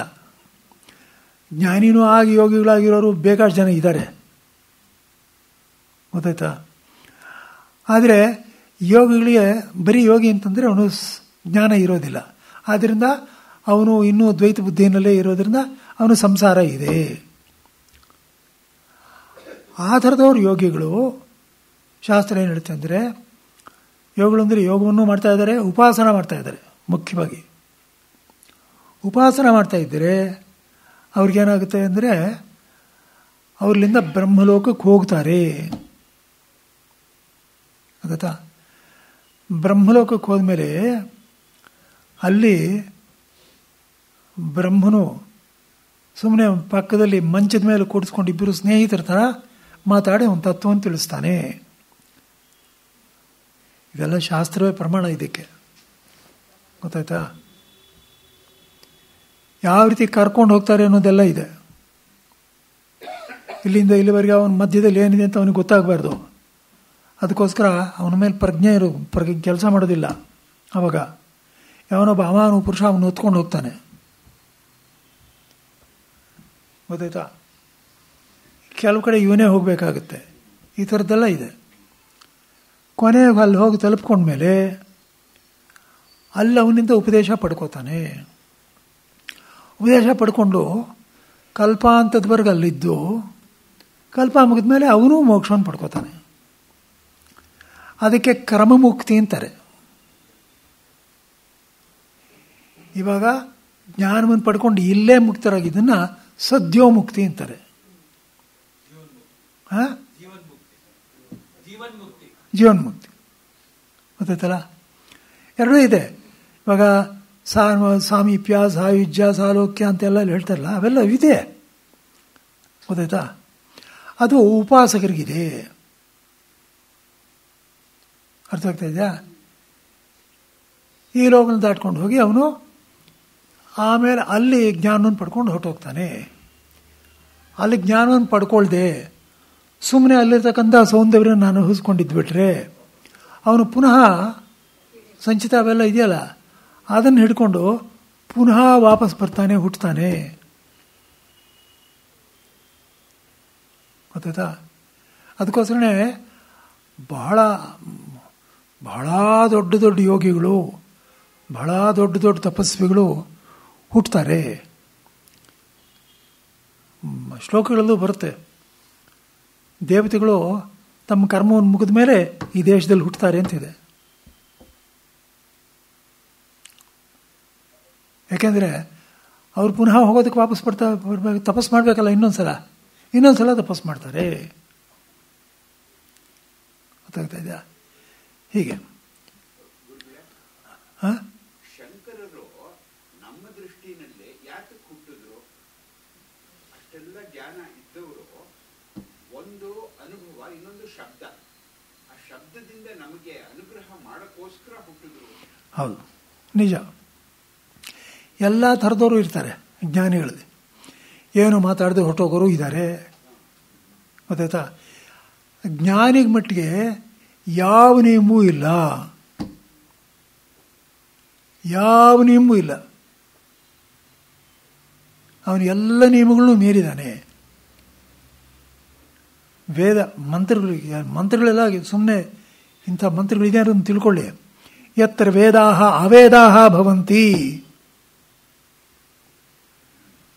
ಆ ಬ್ರಹ್ಮಸ್ಥಾನ ಅಂದ್ರೆ ಹೇಗಿದೆ ಅಂದರೆ ವೇದಗಳೇ ಇಲ್ಲ. ಅವಾಗ ವೇದಗಳು ಇಲ್ಲ, ಏನೂ ಇಲ್ಲ. ಇವನು ಆ ಸ್ಥಾನಕ್ಕೆ ಹೋಗಿರ್ತಕ್ಕಂಥವನಿಗೆ ಇದೆಲ್ಲ ಏನು ಲೆಕ್ಕ, ಗೊತ್ತಾಯ್ತಲ್ವಾ? ಆದ್ದರಿಂದ ಯೋಗಿಗಳು ಇರ್ತಾರೆ, ಇವರು ಇರ್ತಾರೆ. ಆ ಥರ ಬ್ರಹ್ಮಜ್ಞಾನ ಪಡ್ಕೊಳ್ತಾ ಇದ್ರೆ ಅವರು ಪುನಃ ವಾಪಸ್ ಬಂದು ಮಹಾಸಿದ್ಧ ಪುರುಷ ಆಗ್ತಾರೆ. ಭಾಷ್ಯದಲ್ಲಿ ಒಂದು ಕಡೆ ಬರುತ್ತೆ, ಅಗಸ್ತ್ಯರು ಸಮುದ್ರಪಾನ ಮಾಡಿದ್ರು ಅಂತ ಬರುತ್ತೆ. ಇದನ್ನೆಲ್ಲ ನಾವು ಬರೀ ಕಟ್ಕತೆ ಅಂತ ತಿಳ್ಕೋಬಾರ್ದು. ನಿಜವಾಗ್ಲೂ ಆ ಥರ ಸಾಮರ್ಥ್ಯವುಳ್ಳವರು ಇದ್ದರೂ ಎಲ್ಲ ಇವಾಗಿದ್ದಾಗಿರ್ತಾರೆ ಅಂತ ತಿಳ್ಕೊಬೇಡಿ ಅಂತ ಹೇಳಿದ್ದಾರೆ ಭಾಷ್ಯದಲ್ಲಿ. ಹಾಗೇನೆ ವರ್ಣಾಶ್ರಮ ಧರ್ಮಗಳು ಎಲ್ಲ ಇವಾಗಿದ್ದಾಗ ಅಸ್ತವ್ಯಸ್ತವಾಗಿತ್ತು ಅಂತ ತಿಳ್ಕೊಬೇಡಿ. ಅದ್ಭುತವಾಗಿ ಕೆಲಸ ಮಾಡ್ತಕ್ಕಂಥದ್ದು ಇತ್ತು. ಕೃತತ್ರೇತ ಇವುಗಳೆಲ್ಲನೂ ಇರುತ್ತೆ. ಅದು ದ್ವಾಪರದಲ್ಲಿ ಒಂದು ಸ್ವಲ್ಪ ಕೆಡ್ತಾ ಬರುತ್ತೆ, ಇನ್ನೂ ಕಲಿಯುಗದಲ್ಲಿ ಬರ್ತಾ ಬರ್ತಾ ಇನ್ನೂ ಪೂರ್ತಿ ಹಾಳಾಗುತ್ತೆ. ಗೊತ್ತಾಗ್ತಾ ಇದೆಯಾ ಏನಪ್ಪ? ಜ್ಞಾನಿಗೂ ಮತ್ತು ದೇವತೆಗಳಿಗೂ ಯಾವ ತರ ಒಂದು ಸಂಬಂಧ ಇದೆ? ಜ್ಞಾನಿ ಅದು ಡೈರೆಕ್ಟ್ ಆಗಿ ಬ್ರಹ್ಮಲೋಕಕ್ಕೆ ಹೋಗ್ತಾನೆ, ಅಥವಾ ದೇವತೆಗಳು ಬ್ರಹ್ಮಲೋಕಕ್ಕೆ ಹೋಗೋದು ಅದೆಲ್ಲ ಅವಕಾಶ ಇದೆ? ಆಯ್ತು. ಇವಾಗ ಜ್ಞಾನಿ ವಿಷಯದಲ್ಲಿ ದೇವತೆಗಳೇನು ಪ್ರವೇಶ ಮಾಡೋಕ್ಕೆ ಆಗೋದಿಲ್ಲ, ಗೊತ್ತಾಯ್ತಲ್ವ? ಯಾಕೆಂದರೆ ಅವ್ರನ್ನ ಮೀರಿ ಹೊರಟೋಗಿದ್ದಾನೆ. ಹಾಗೆ ನೋಡೋಕ್ಕೋದ್ರೆ ಶಾಸ್ತ್ರದಲ್ಲಿ ಸ್ಪಷ್ಟವಾಗಿದೆ, ಇವನು ಜ್ಞಾನಿ ಆಗಬೇಕು ಅಂತ ಪ್ರಯತ್ನ ಪಡೋಕೆ ಹೊರಟಿರ್ತಾನಲ್ಲ, ಆವಾಗ ದೇವತೆಗಳು ಅಡ್ಡಿ ಮಾಡ್ತಾರೆ. ಇವನು ಹೋಗೋದು ಅವ್ರಿಗೆ ಇಷ್ಟವಿಲ್ಲ. ಇವನು ಯಾವನು ನಮ್ಮನ್ನು ಏನು ಅದೇನು ಹೇಳೋದು, ಅದು ಟ್ರೆಸ್ ಪಾಸ್ ಆಗಿ ದಾಟ್ಕೊಂಡು ಹೋಗೋದನ್ನು ಓವರ್ಟೇಕ್ ಮಾಡಿದೀವಿ ಅಂತ ಅಡ್ಡಿ ಮಾಡ್ತಾರೆ. ಅವರು ಬಂಧುಗಳು ಸ್ನೇಹಿತರ ಮುಖಾಂತರ ಅಯ್ಯೋ ಇದೆಲ್ಲ ಬೇಡ ಅದು ಬೇಡ ಅಂತಂತ ಹೇಳಿಸ್ತಾ ಇರ್ತಾರೆ, ಹಾಗೆ ಮಾಡ್ತಾರೆ ಹೀಗೆ ಮಾಡ್ತಾರೆ, ಗೊತ್ತಾಯ್ತಾ? ಆದರೆ ಒಂದ್ಸಲ ಜ್ಞಾನ ಪಡ್ಕೊಂಡ್ಮೇಲೆ ದೇವತೆಗಳು ದೇ ಲೂಸ್ ಕಂಟ್ರೋಲ್. ಇನ್ನೂ ಹೇಳ್ತೀನಿ,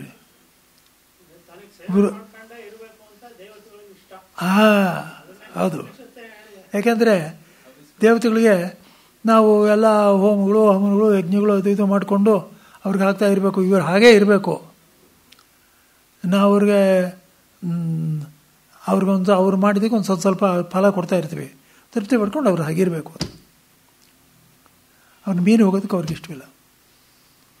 ಆದರೆ ಜ್ಞಾನಿ ವಿಷಯದಲ್ಲಿ ಏನು ಅಂದರೆ ಮಹಾಭಾರತದಲ್ಲಿ ತುಂಬ ಚೆನ್ನಾಗಿರೋದು ಬರುತ್ತೆ ಶ್ಲೋಕಗಳು. ಇವಾಗ ದೇವತೆಗಳು ಟ್ರ್ಯಾಕ್ ಮಾಡ್ತಾ ಇರ್ತಾರೆ ಜೀವರುಗಳನ್ನ. ತಾವು ಮೂಲದಲ್ಲಿ ಹೋಗಿ ಸೇರ್ಕೊಂಡಿದ್ರು ಇವನು ಪುನಃ ವಾಪಸ್ ಬಂದಾಗ ಅವನಲ್ಲೇ ಬಂದು ಸೇರ್ಕೋತಾರೆ, ಪುನಃ ಕೆಲಸ ಮಾಡೋಕ್ಕೆ ಶುರು ಮಾಡ್ತಾರೆ. ಗೊತ್ತಾಗ್ತಾ ಇದ್ದಾನೆ ಹೇಳಿದ್ದು? ದೇವತೆಗಳು ಅಲ್ಲಲ್ಲಿ ಬಂದು ಸೇರ್ಕೊಂಡು ಇವಾಗ ಇಲ್ಲಿ ಯಾವಾಗ ಶಾಂತವಾಗುತ್ತೋ ಆ ದೇವತೆಗಳು ಅಲ್ಲಲ್ಲಿ ಮೂಲ ರೂಪದಲ್ಲಿ ಸೇರ್ಕೊಂಡ್ಬಿಡ್ತಾರೆ ಇಲ್ಲಿ ಕೆಲಸ ಮಾಡ್ತಾ ಇದ್ದವರು. ಅವರು ಅವನು ವಾಪಸ್ ಬರ್ತಾನಲ್ಲ ಕರ್ಮ, ಆವಾಗ ಅವನು ಹಿಂದೆನೇ ಬರ್ತಾರೆ, ಹಿಂದೆ ಬಂದು ಪುನಃ ಇಲ್ಲಿ ಕೆಲಸ ಮಾಡ್ತಾರೆ. ದೇವತೆಗಳು ಜ್ಞಾನ ವಿಷಯದಲ್ಲಿ ಏನಾಗುತ್ತೆ ಅಂದರೆ ದೇವತೆಗಳು ಇದೇನು ಇನ್ನೆಲ್ಲೋದ ಏನು ಗೊತ್ತಾಗಲ್ಲ ಅಂತಾರೆ. ಇವನ ಹೆಜ್ಜೆ ಗುರುತುಗಳು ಸಿಗೋದಿಲ್ಲ, ಗೊತ್ತಾಯ್ತಾ? ಅವನು ಎಲ್ಲಿ ಹೋಗೋದು, ಎಲ್ಲಿಗೆ ಅವನು ಲೀನವಾಗಿಬಿಟ್ಟಿದ್ದಾನೆ ಇಲ್ಲಿ ಒಂದು ಕಡೆ ಇನ್ನೊಂದು ಕಡೆಗೆ ಹೋಗೋದಲ್ವೇ ಅಲ್ಲ ಅದು. ಆದ್ದರಿಂದ ಜ್ಞಾನಿ ಈ ಥರ ಇರ್ತಾನೆ, ಅವನು ಹಿಂತಿರುಗುವುದಿಲ್ಲ. ಇನ್ನು ಕೆಲವರಾದರೂ ನೆತ್ತಿಯಲ್ಲಿರುವ ನಾಡಿಯಿಂದ ಉತ್ಕ್ರಾಂತರಾಗಿ ಆದಿತ್ಯನ ಮೂಲಕ ಸದ್ಬ್ರಹ್ಮನ ಸೇರುತ್ತಾರೆ ಎಂದು ಹೇಳುತ್ತಾರೆ. ಅದು ಸರಿಯಲ್ಲ. ಏಕೆ ಅಂದರೆ ದೇಶ, ಕಾಲ, ನಿಮಿತ್ತ, ಫಲ ಇವುಗಳ ಅಭಿಸಂಧಿಯ ಮೂಲಕವೇ ಗಮನವಾಗುವುದು ಶ್ರುತಿಯಲ್ಲಿ ಕಂಡಿರುತ್ತದೆ. ಗಮನ ಅಂದ್ರೇನು? ಒಂದು ಲೋಕದಿಂದ ಇನ್ನೊಂದು ಲೋಕಕ್ಕೆ ಹೋಗೋದು ಅನ್ನೋದಿದೆಯಲ್ಲ, ಈ ಲೋಕಕ್ಕೆ ಹೋಗೋದು ಅನ್ನೋದು ಅವನು ಯಾವಾಗ ಹೋಗಬೇಕು, ಅಲ್ಲಿ ಎಷ್ಟು ಕಾಲ ಇರಬೇಕು, ಅವನಿಗೆ ಅಲ್ಲಿ ಎಷ್ಟು ಸುಖ ಸಿಕ್ಕಬೇಕು, ಇದೆಲ್ಲನೂ ಈಶ್ವರನಿಗೊಬ್ಬನಿಗೆ ಗೊತ್ತು. ಅದು ದೇಶ, ಕಾಲ, ನಿಮಿತ್ತ, ಫಲ ಎಲ್ಲ ಸೇರಿಕೊಂಡು ಅವನಿಗೆ ಆಯಾ ಅನುಭವ ಬರಬೇಕು. ಗೊತ್ತಾಗ್ತಾ ಇದೆಯಾ? ಗಮನಾಗಮನಗಳಲ್ಲಿ ದೇವತೆಗಳು ಟ್ರ್ಯಾಕ್ ಮಾಡ್ತಾರೆ ಅಂತ ಹೇಳಿಲ್ವಾ? ಹಾಗಾಗುತ್ತೆ ಅಲ್ಲಿ. ಸತ್ತೇ ನಾನು, ಬ್ರಹ್ಮವೇ ನಾನು ಎಂಬ ಐಕ್ಯ ಜ್ಞಾನವುಳ್ಳ ಸತ್ಯಾಭಿಸಂಧಿಯವನಿಗೆ ದೇಶಕಾಲ ನಿಮಿತ್ತ ಫಲಗಳೇ ಮುಂತಾದ ಅನೃತಾಭಿಸಂಧಿ ಹೊಂದುವಂತಿಲ್ಲ. ಅವನು ಹೋಗೋದು ಬರೋದು ಅನ್ನೋದಿಲ್ಲ. ನೋಡಿ ಬ್ರಹ್ಮ ಯಾವ ಥರದ್ದು. ನಾನು ಬ್ರಹ್ಮನ ಹೋಗಿ ಪಡ್ಕೊಂಡೆ ಅಂತ ಹೇಳಿದ್ರೆ, ಎಲ್ಲೋ ಹೋದೆ ಅಂದರೆ, ಇವಾಗ ನಾನು ಇಲ್ಲಿಂದ ಹೋದಾಗ ಇಲ್ಲಿ ಬ್ರಹ್ಮ ಇಲ್ಲ ಅಂತ ಆಯ್ತೋ ಇಲ್ವಾ? ಗೊತ್ತಾಗಲಿಲ್ವ ನಿಮಗೆ? ಇವಾಗ ಇಲ್ಲಿ ತಿಳಿದ್ರೆ ತಾನೆ ಇಲ್ಲಿಂದ ನಾನು ಇನ್ನೊಂದು ಕಡೆ ಹಿಡ್ಕೊಳ್ಳೋದು. ಅಲ್ಲಿದೆ ಬ್ರಹ್ಮ ಇಲ್ಲಿಲ್ಲ ಅಂದರೆ ಒಪ್ಪ ಮತ್ತೇನದು? ಅವನು ಅನಂತವಲ್ವೇ? ಎಲ್ಲ ಕಡೆನೂ ಇಲ್ವೇ ಅವನು? ಆದ್ದರಿಂದ ಹೋಗಿ ಪಡ್ಕೊಳ್ಳೋದು ಅನ್ನೋದಿಲ್ಲ. ಬ್ರಹ್ಮದ ಹತ್ರ ಹೋಗೋದು ಅನ್ನೋದು ಇಲ್ವೇ ಇಲ್ಲ. ಹೇಳ್ತಾರೆ ಅಂದರೆ ದೃಷ್ಟಾಂತ ನೋಡಿ ಹೇಗಿದೆ. ಇವಾಗ ಘಟಾಕಾಶ ಅಂದರೆ ಒಂದು ಮಡಿಕೆ ಇದೆ, ಅದರಲ್ಲೊಂದು ಆಕಾಶ ಇದೆ. ಇಲ್ಲಿ ಮಡಿಕೆ ಸ್ಥಾನದಲ್ಲಿ ಶರೀರ ಇಡಿ, ಇಲ್ಲಿ ಬ್ರಹ್ಮಜ್ಞಾನಿ ಒಬ್ಬ ಇದ್ದಾನೆ, ಆಕಾಶ. ಇವಾಗ ಮಡಿಕೆ ಹೊಡೆದೋದ್ರೆ ಇವನು ಎಲ್ಲಿ ಹೋಗಬೇಕು? ಏನಿಲ್ಲ, ಮಡಿಕೆ ಹೊಡಿದು ಅಷ್ಟೇ. ಅವನಿಗಾಗಲೇ ಆಕಾಶದಲ್ಲಿ ಇದ್ದೇ ಇದ್ದಾನೆ. ಗೊತ್ತಾಗ್ತಾ ಇದೆಯಲ್ಲ? ಬೇರೆಯವ್ರಿಗಾದ್ರೆ ಏನಾಗುತ್ತೆ? ಎಲ್ಲರಿರೋದು ಹಾಗೇನೆ. ಆದರೆ ಒಬ್ಬರೊಬ್ಬರ ಮನಸ್ಸಿನಲ್ಲಿ ಒಂದೊಂಥರ ಸಂಸ್ಕಾರ, ದೋಷಗಳು, ಗುಣಗಳು ಇರುತ್ತೆ. ಆ ದೋಷಗಳು, ಗುಣಗಳು ಇರೋದ್ರಿಂದ ಈ ಮಡಿಕೆಯಲ್ಲಿರೋ ಆತ್ಮ ಬೇರೆ, ಆ ಮಡಿಕೆಯಲ್ಲಿರೋ ಆತ್ಮ ಬೇರೆ ಅಂತ ಬರುತ್ತೆ. ಗೊತ್ತಾಗಲ್ವ ನಾನು ಹೇಳಿದ್ದು? ವ್ಯತ್ಯಾಸ ಯಾವುದರಿಂದ ಬರುತ್ತೆ? ಇಲ್ಲಿರೋ ಸೂಕ್ಷ್ಮ ಶರೀರದಿಂದ ಮನಸ್ಸಿನಲ್ಲಿರೋದು ಹಚ್ಕೊಂಡು ಬೇರೆ ಬೇರೆ ಅಂತ ಬರುತ್ತೆ. ಆದರೆ ಜ್ಞಾನಿ ವಿಷಯದಲ್ಲಿ ಇದೊಂದು ಇಲ್ಲವೇ ಇಲ್ಲ. ಆದ್ದರಿಂದ ಅವನು ಸುಮ್ಮನೆ ಮುಂಚೆನೂ ಘಟ ಆಕಾಶ ಅಂತ ಹೆಸರಿತ್ತು, ಇವಾಗ ಆಕಾಶ ಅಂತ ಹೆಸರು ಬಂತು. ಘಟಕ್ಕೂ ಅದಕ್ಕೂ ಸಂಬಂಧವಿಲ್ಲ ಅಂತ. ಗಮನಕ್ಕೆ ಕಾರಣವಾದ ಅವಿದ್ಯಾ ಕಾಮಕರ್ಮಗಳು ಸದ್ಬ್ರಹ್ಮದ ವಿಜ್ಞಾನದ ಅಗ್ನಿಯಿಂದ ಸುಟ್ಟು ಹೋಗಿರುವುದರಿಂದ ಗಮನವು ಹೊಂದುವುದೇ ಇಲ್ಲ.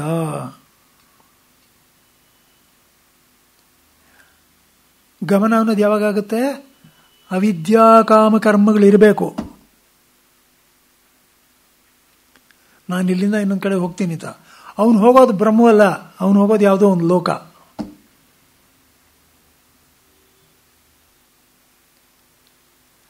ಅಲ್ಲಿಗೇನಾಯಿತು ಅಂದರೆ ಅವಿದ್ಯಾ ಕಾಮಕರ್ಮಗಳಿರಬೇಕು.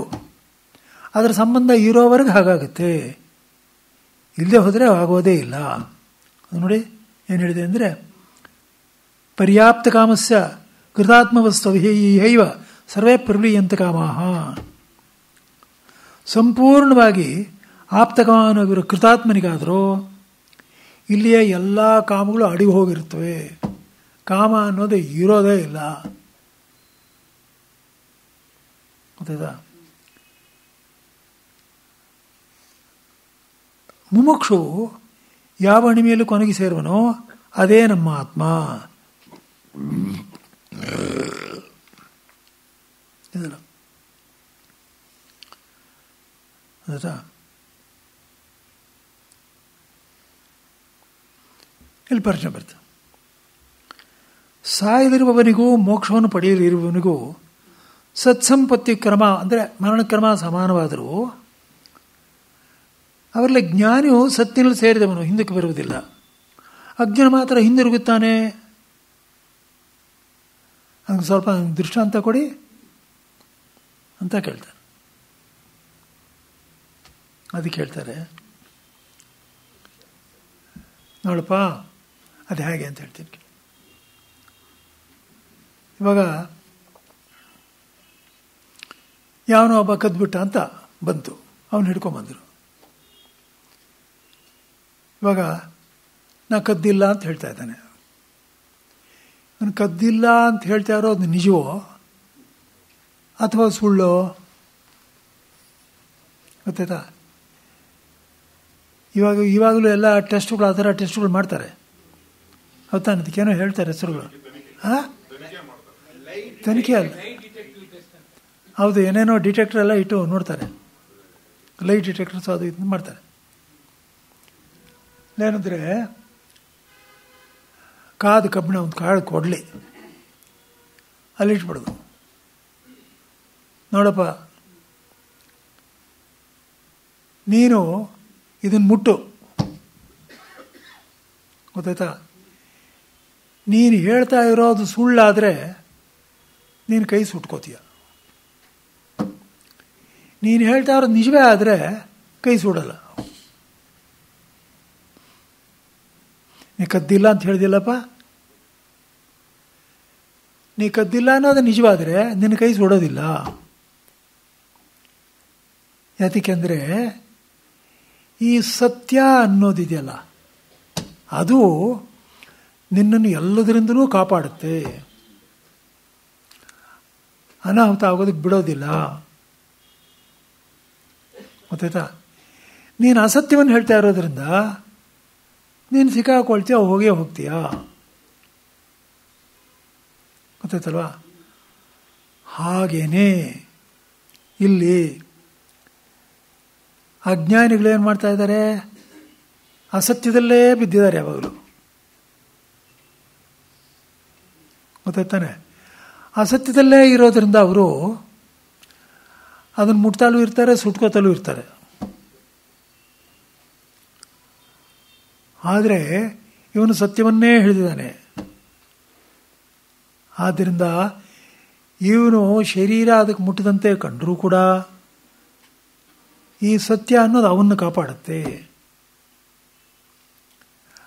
ಅವನು ಹೀಗಾಗೋದಕ್ಕೆ ಬಿಡೋದಿಲ್ಲ, ಅವನು ಮೋಕ್ಷಕ್ಕೆ ಕರ್ಕೊಂಡು ಹೋಗುತ್ತೆ. ಗೊತ್ತಾಯ್ತಲ್ಲ? ನೋಡಿ, ಏನಾಯ್ತಾ? ಕಳ್ಳತನ ಮಾಡಿದವನು ಸಂಶಯಕ್ಕೆ ಒಳಗಾದ ಪುರುಷನ್ನು ದಂಡಿಸುವುದಕ್ಕೋ ಪರೀಕ್ಷೆ ಮಾಡುವುದಕ್ಕೋ ಹಿಡಿದುಕೊಂಡು ಹೋಗ್ತಾರೆ. ಇವನೇನು ಮಾಡಿರುತ್ತಾನೆ? ಕಳ್ಳತನ,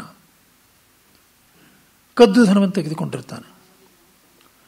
ಹಾಗೆಂದು ಹೇಳಿದು ನಾನು ಹಾಗೆ ಮಾಡಿಲ್ಲ ಅವಂದು ಹೇಳ್ತಾನೆ. ಸಂದೇಹಕಣಿಯಾಗಿದ್ದ ಪುರುಷನು ಇಂಥವಣ್ಣನ್ನು ಕಾಳು ಮಾಡಿರುವೆಯೋ? ಅವನಿಲ್ಲವೆಂದರೆ ಇವನು ಪರೀಕ್ಷೆ ಮಾಡೋದಕ್ಕೆ ಕೊಡಲನ್ನು ಕಾಯಿಸಿ ತಾನು ಶುದ್ಧನೆಂದು ತೋರಿಸಲಿ ಎನ್ನುತ್ತಾರೆ. ಅವನು ಈ ಕಳವನ್ನು ಮಾಡಿದವನಾಗಿದ್ದರೆ, ಹೊರಗೆ ಮಾತ್ರ ಇಲ್ಲವೆನ್ನುವನಾದರೆ, ಇಂಥ ಅವನು ಅದರಿಂದಲೇ ತನ್ನನ್ನು ಸುಳ್ಳುಗಾರನಾಗಿ ಮಾಡಿಕೊಂಡು ತಾನು ಒಂದು ಪ್ರಕಾರದಿಂದ ಇದ್ದರೂ ಇನ್ನೊಂದು ಪ್ರಕಾರದವನ್ನ ಮಾಡಿಕೊಳ್ಳುತ್ತಾನೆ. ನೋಡಿ ವಾಕ್ಯ. ಇವಾಗ ನಾನು ಇರೋದು ನಿಜವಾಗಲೂ ಪ್ರತ್ಯೇಗಾತ್ಮನ ರೂಪದಲ್ಲಿರೋದು, ಅದು ನನ್ನ ನಿಜವಾದ ರೂಪ. ಅದನ್ನು ಬಿಟ್ಟು ನಾನು ಈ ಸುಳ್ಳು ಹಿಡ್ಕೊಂಡಿದ್ದೀನಿ. ಈ ದೇಹ ನಾನು ಅಂತ ಅಂದ್ಕೊಂಡಿದ್ದೀನಿ, ಇದರಲ್ಲಿ ವ್ಯಾಮೋಹ ಇಟ್ಕೊಂಡಿದ್ದೀನಿ. ಅಲ್ಲಿಗೆ ನಾನು ಅಸತ್ಯವನ್ನು ಹಿಡ್ಕೊಂಡಿದ್ದೀನಿ ಅಂತ ಆಯ್ತೋ ಇಲ್ವೋ? ಆದ್ದರಿಂದ ಅದನ್ನು ಮುಟ್ಟಿದರೆ ಸುಳ್ಳೇಬೇಕು. ಗೊತ್ತಾಯ್ತಲ್ವ ದೃಷ್ಟಾಂತ ಪ್ರತಿಯೊಬ್ಬರಿಗೂ? ಈ ಪ್ರತ್ಯೇಗಾತ್ಮ ಅಂತನ್ನೋದನ್ನು ನೀವು ಸರಿಯಾಗಿ ಗಮನ ಕೊಟ್ಟು ತಿಳ್ಕೊಂಡ್ಬಿಟ್ರೆ ನಿಮಗೆ ಅದ್ವೈತ ವೇದಾಂತದಲ್ಲಿ ಎಲ್ಲೂ ಸಂಶಯ ಬರೋಲ್ಲ. ಅದನ್ನು ತಿಳಿಸ್ತಾ ಇರೋದ್ರಿಂದ ಇಷ್ಟೊಂದು ರಗಳೆ ವೇದಾಂತದಲ್ಲಿ. ಏನೋ ಹೇಳ್ತಾ ಇದ್ದಾರೆ, ಏನು ಒಂದೂ ಗೊತ್ತಾಗಲ್ಲದಲ್ಲಪ್ಪ ಅಂತ ಇರ್ತಾರೆ. ನಾನು ಕೊಟ್ಟ ದೃಷ್ಟಾಂತ ಗೊತ್ತಾಯ್ತಾ ನಿಮಗೆ? ನಾನು ಏನು ಹೇಳಿ ಅದಲ್ಲಪ್ಪ, ಅಲ್ಲ ಅವನು ಕೇಳ್ತಾ ಇದ್ದೀರಿ ಇವಾಗ ಇನ್ನೊಬ್ಬನ ಹೇಳ್ತಾ ಇರೋ ವಿಚಾರ ಅಲ್ಲ, ಅವನ್ನೇ ಕೇಳ್ತಾ ಇದ್ದಾರೆ. ನೀನು ಕದ್ಯಾ ಅಂತ. ಇಲ್ಲ, ಕದೀಲಿಲ್ಲ ಅಂತ. ಇವಾಗ ಕದೀಲಿಲ್ಲ ಅನ್ನೋದು ಇವ್ರು ಕಂಡಿಡ್ಕೋಬೇಕು. ನೀನು ನಿಜವಾಗ್ಲೂ ಕದ್ದಿಲ್ಲ ಅಂತ ಇಟ್ಕೋ, ಆವಾಗ ಸತ್ಯ ನಿನ್ನನ್ನು ಕಾಪಾಡುತ್ತೆ. ನೀನು ಹೇಳ್ತಾ ಇರೋದು ಸುಳ್ಳು, ಕದ್ದಿದೆಯಾ ಅಂದರೆ ಕೈ ಸುಟ್ಕೋತೀಯ. ಗೊತ್ತಾಯ್ತಾ? ಹೇಗೆ ದೃಷ್ಟಾಂತ ಅಂದರೆ ಸತ್ಯ ಅಸತ್ಯ ಅಂದ್ರೇನು ಇಲ್ಲಿ ಅಂದರೆ, ನಾನಿರೋದು ಪ್ರತಿಗಾತ್ಮನ ರೂಪದಲ್ಲಿದ್ದೀನಿ, ನಾನು ಬ್ರಹ್ಮವಾಗಿದ್ದೀನಿ. ಅದು ಬಿಟ್ಬಿಟ್ಟು ನಾನು ಬಹಿಷ್ಪ್ರಜ್ಞ. ಎಷ್ಟು ಚೆನ್ನಾಗಿದೆ ಇಲ್ಲಿ, ನಾನು ಇಲ್ಲಿ ವ್ಯಾಮೋಹ ಇಟ್ಕೊಂಡಿದ್ದೀನಿ, ಹಾಗೆ ಮಾಡ್ತೀನಿ, ಹೀಗೆ ಮಾಡ್ತೀನಿ. ಅಬ್ಬಾ ಅದರಲ್ಲೂ ರಾಜಕೀಯಕ್ಕೆ ಬಂದ್ಬಿಟ್ರೆ ಅಂತೂ ಏನು ಮಾಡಿದ್ರು, ಎಷ್ಟು ವಯಸ್ಸಾದ್ರೂ ಅವ್ರಿಗೆ ಆ ಪವರ್ ಬಿಟ್ಕೊಡೋಕೆ ಇಷ್ಟ ಇರೋದು. ಇದು ಮೂರ್ಖರು. ನಾಳೆ ಇಲ್ಲ, ನಾಳೆ ಸಾಯ್ತಾನೆ, ಇವತ್ತು ಬಿಡೋದಿಲ್ಲ ಅವನು. ಹೌದಲ್ಲಪ್ಪ? ಮೂರ್ಖತ್ವ ಅಲ್ವೇ?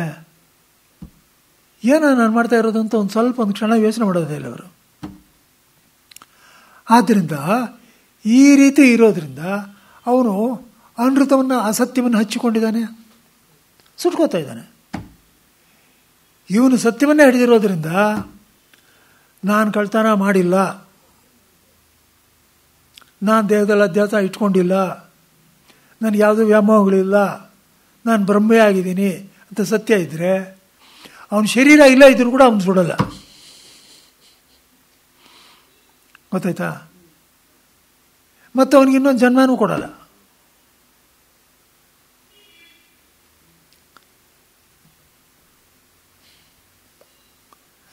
ಅದನ್ನು ಮಾಡಿದವನಾಗಿದ್ದರೆ ಇನ್ನು ಆ ಕಳವನ್ನು ಮಾಡದವನಾಗಿದ್ದರೆ ಅದರಿಂದಲೇ ತನ್ನನ್ನು ಸತ್ಯವಂತನಾಗಿ ಮಾಡಿಕೊಳ್ಳುತ್ತಾನೆ. ಅವನು ಸತ್ಯದ ಕಳವನ್ನು ಮಾಡದೇ ಇರುವುದರಿಂದ ತನ್ನನ್ನು ಮರೆಮಾಡಿಕೊಂಡು ಕಾದ ಕೊಡದೆಯನ್ನು ಹಿಡಿದುಕೊಳ್ಳುತ್ತಾನೆ. ಅವನು ಸತ್ಯವನ್ನು ನಂಬಿರುವುದರಿಂದ ಸುಡಲ್ಪಡುವುದಿಲ್ಲ. ಸತ್ಯ ವ್ಯವಧಾನ ಅಂದರೆ ಸತ್ಯನ ಅಡ್ಡ ಬರುತ್ತೆ, ಇವನು ಕೈ ಸುಡೋದಕ್ಕೆ ಬಿಡೋದಿಲ್ಲ ಅನ್ನುತ್ತೆ. ಆಗ ಸುಳ್ಳೆ ತಪ್ಪು ಹೊರಿಸಿದ್ದವರಿಂದ ಬಿಡುಗಡೆಯನ್ನು ಹೊಂದುತ್ತಾನೆ. ಕಾದ ಕೊಡಲಿ ಅಂಗೈ ಇವುಗಳ ಸಂಬಂಧವು ಕಳ್ಳತನ ಮಾಡಿದವನು ಮಾಡದವನು ಸಮಾನವಾಗಿದ್ದರೂ ಸುಳ್ಳನ್ನು ನಂಬಿದವನು ಸುಡಲ್ಪಡುತ್ತಾನೆ ಹೊರತು ಸತ್ಯವನ್ನು ನಂಬಿದವನು ಸುಡಲ್ಪಡುವುದಿಲ್ಲ. ಅವನು ಹೇಗೆಲ್ಲ ಸುಡಲ್ಪಡುವುದಿಲ್ಲವೋ ಹಾಗೆ ಇದೆಲ್ಲವೂ ಐದಾತ್ಮ್ಯವೋ ಇದೇ ಸತ್ಯ. ಈ ಸತ್ಯವನ್ನು ಹಿಡಿ.